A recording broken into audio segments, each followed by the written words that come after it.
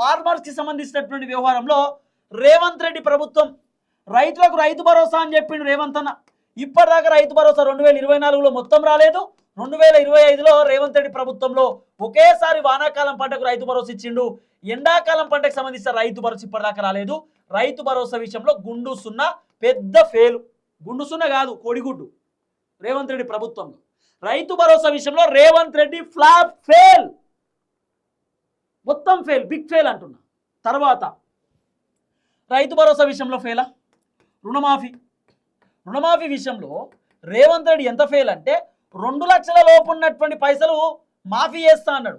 70,000 ఉన్నోళ్ళకు కూడా మాఫీ చేయలే, 60,000 ఉన్నోళ్ళకి మాఫీ చేయలే, 25,000 ఉన్నోళ్ళకు కూడా ఇప్పటిదాకా చక్కగా మాఫీ చేయలే.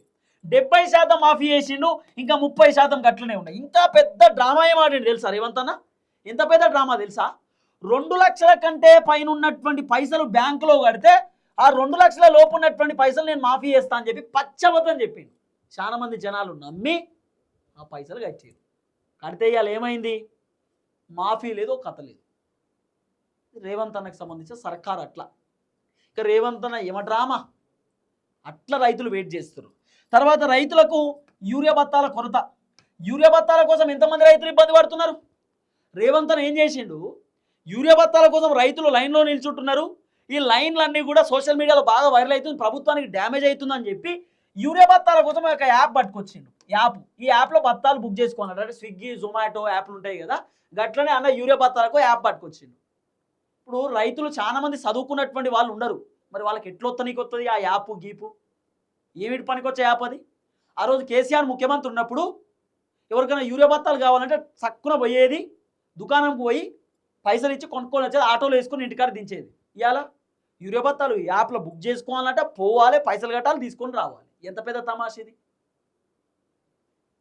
ఇదొకట. 12,000 రూపాయలు కౌలు రైతులకు పైసలు ఇస్తా అని చెప్పిండు పెద్ద మనిషి. యాడ సార్? ఎవరికి ఇచ్చినావు? 500 రూపాయల పంట బోనస్ యాడ సార్? ఎవరికి ఇచ్చినావు? మాట్లాడుకుంటూ పోతే శాటభారతం ఉన్నది కథ. తర్వాత ఇంకా మస్తు ఉన్నాయి, ఇక నేను అన్నీ చెప్పాను కానీ ఇవన్నీ రియాలిటీ. 4,000 రూపాయల పెన్షన్ ఏమైంది రేవంత్ అన్న? 4,000 రూపాయల నిరుద్యోగులకు నిరుద్యోగ భృతి ఏమైంది రేవంత్ అన్న? ఫీజు రియంబర్స్మెంట్ ఏమైంది రేవంత్ అన్న? తర్వాత ఇవన్నీ మాట్లాడదాం. ఇందిరమ్మ ఇండ్లు ఏమైనా రేవంత్ అన్న? కొత్త రేషన్ కార్డులు ఏమైనా రేవంత్ అన్న? పట్టాలు ఇస్తానో భూములకు ఏమైంది రేవంత్ అన్న? ఇట్లా మాట్లాడుకుంటూ పోతే శాటభారతం ఉన్నది. 1-2 కాదు.